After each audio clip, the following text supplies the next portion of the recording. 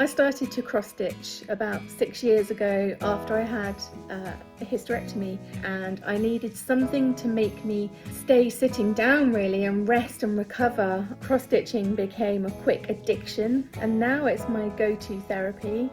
It got me through a really tough time.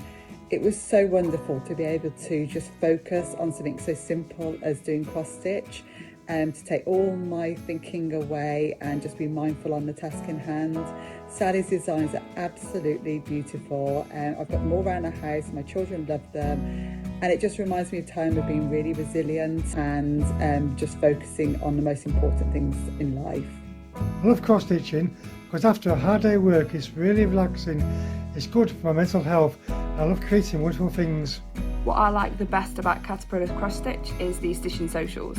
You get to meet new people, the hosts are fantastic. This one is my favourite, it's the log cabin. It's so therapeutic to stitch, it is just brilliant.